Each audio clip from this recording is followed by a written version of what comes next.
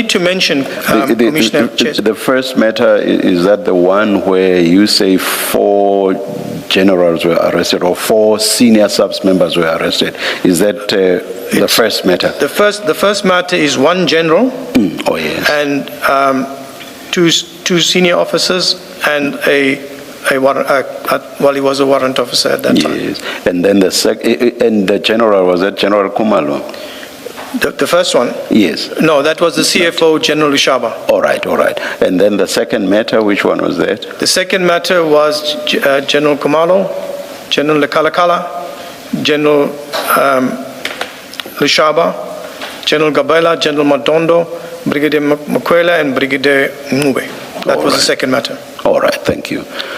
Thank you. If you want to continue, you may, but you've answered me because I just wanted to understand what you are seeking to convey when you refer us to these chats. No problem. Thank you. And because you've touched on it, Commissioner, yes, what I wanted to say is that... And I'm not stopping you. If you want to continue, you may.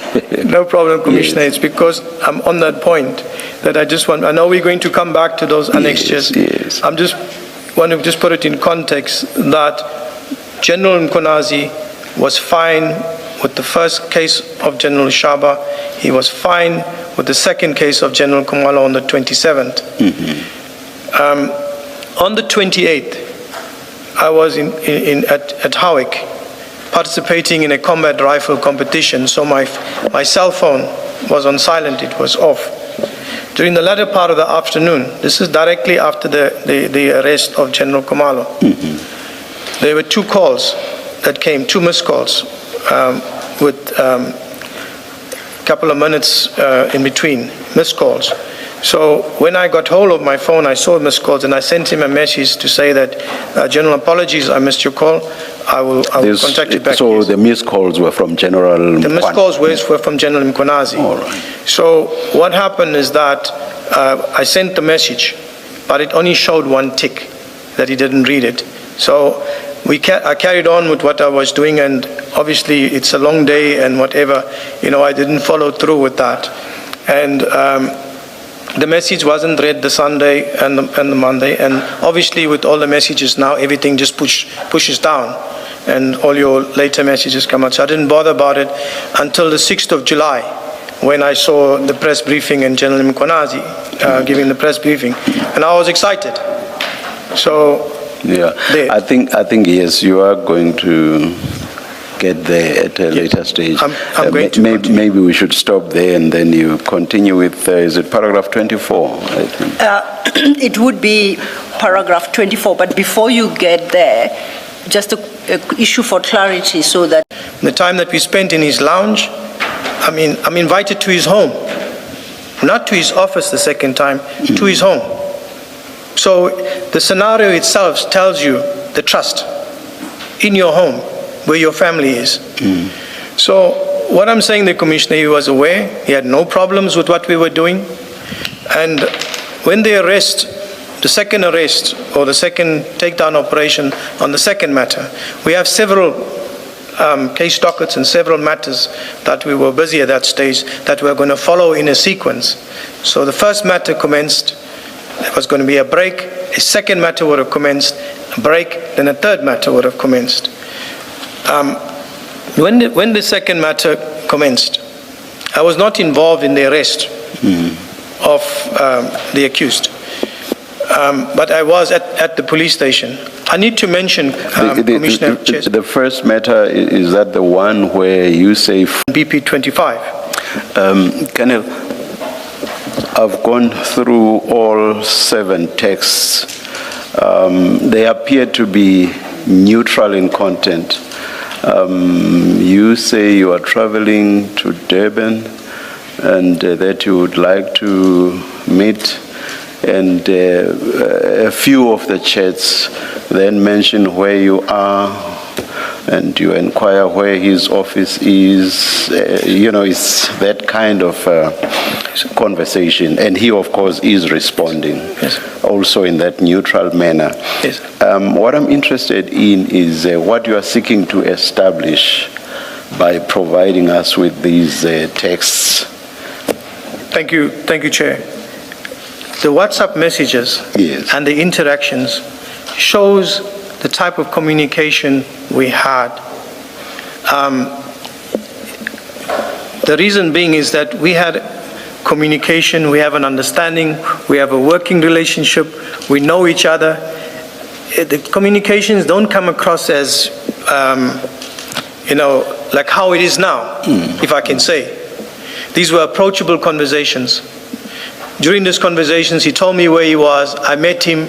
He was outside the provincial commissioner's office. He had his short pants next to his white bakkie, hands in the pocket. I had my hands in my pocket too, although he was a general, and we were chatting. We thereafter proceeded to his office where we had a conversation with regards to what I'd required of him. From there, at the later stage, we met again, this time at his house, where we had the same conversation. And I had his affidavit. I ran him through the affidavit of the first conversation when we first met, what it's all about. The affidavit was prepared. We discussed the affidavit. The affidavit concerns a major general who's one of the suspects in my cases, and what was outlined in his affidavit. He looked at the affidavit. He confirmed the affidavit. He signed the affidavit. What's more, when you look at the WhatsApp messages, you can see the greetings. You can see the friendliness in the greetings. A blessed Easter. Hi, Brian, first name. Blessed Easter to you and your family. It's not ordinarily how a senior ranking officer will address a subordinate. It will be official, whatever. But you can see the way we are interacting and relating to each other. During the time at his house in Mhlanga, in his home, we had a cordial chat about corruption and everything that's going. And I was always in praise of him because we had met on numerous occasions before. And in that particular meeting, Commissioner, he was aware, because I told him General Khumalo is going to be arrested. He was aware also that other generals were going to be arrested too as well.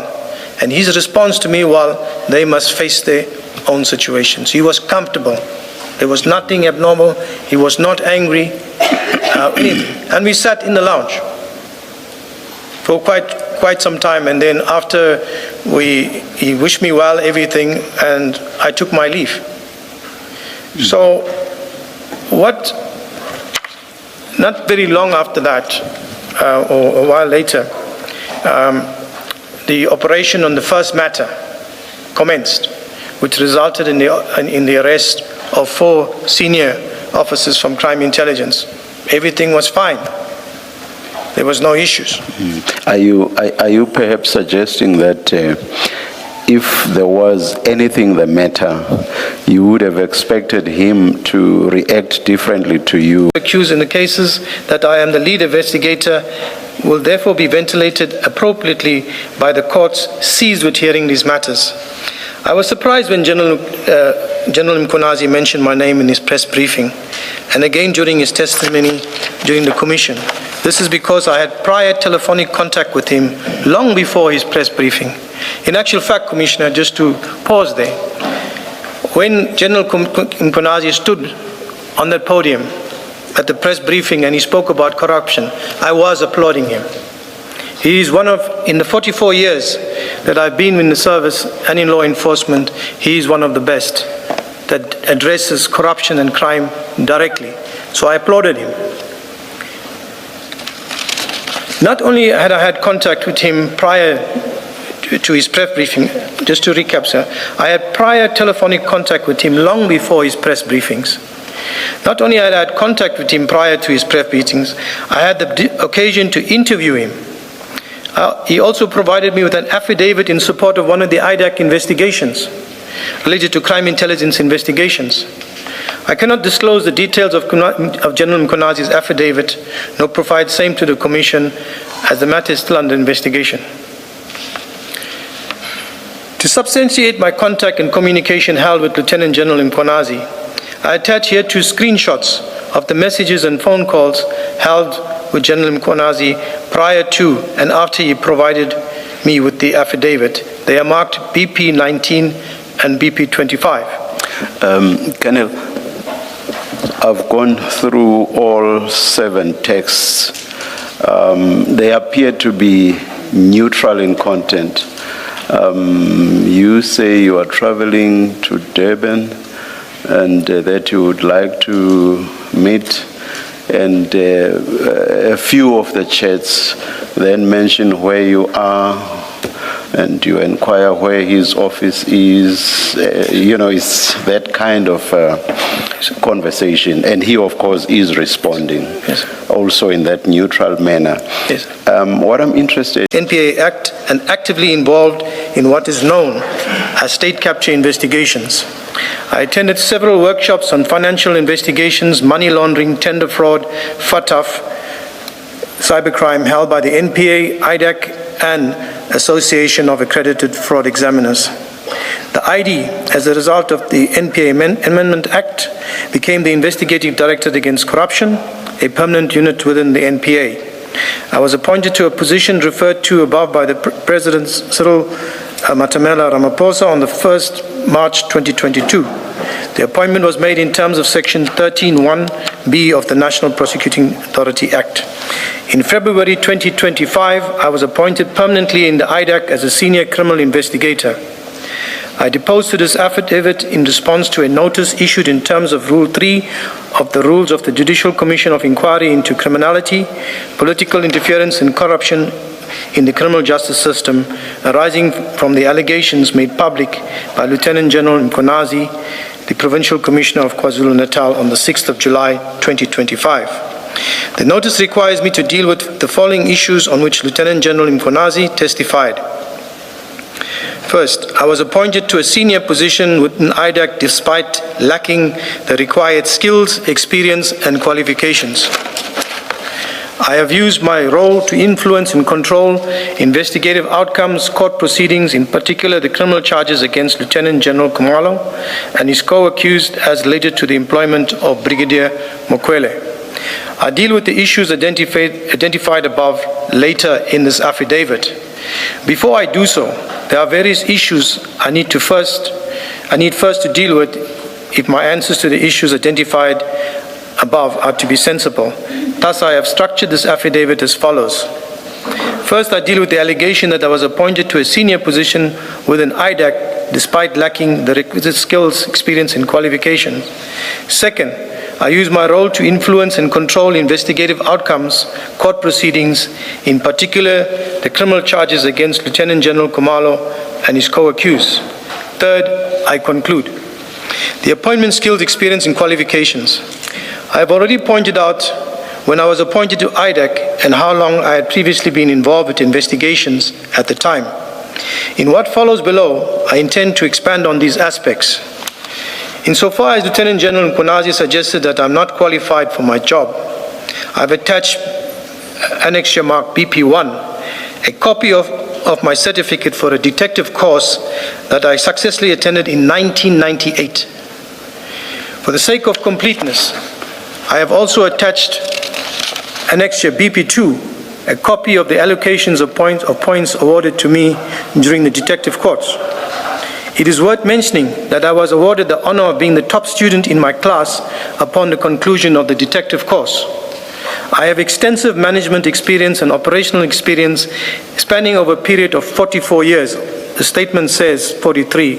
At the time it was made, it's 43. It's now 44 years of my law enforcement career. During this period, I completed various investigative courses and attended various investigative workshops on investigations. I have completed 2 investigative courses hosted by the United States of America and France. These courses enhance my operational, investigative, and management skills.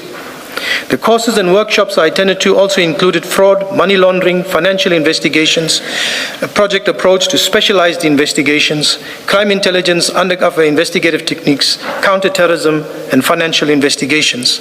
I have attached 2 copies of these certificates marked annexures BP3 to BP10. Commissioner, I have a diploma in police administration. It was awarded to me in 1992. I have attached a true copy of my certificate in this regard. It is marked BP11. It remains to indicate that it is graded NQF level 6. I also have a National Certificate in Police Administration awarded in 1985 and a National Higher Certificate Policing awarded in 1999. It is marked BP12 and BP13. Now I'm at this point. I also make available and attach the advert in response to which I was appointed. It is marked BP14.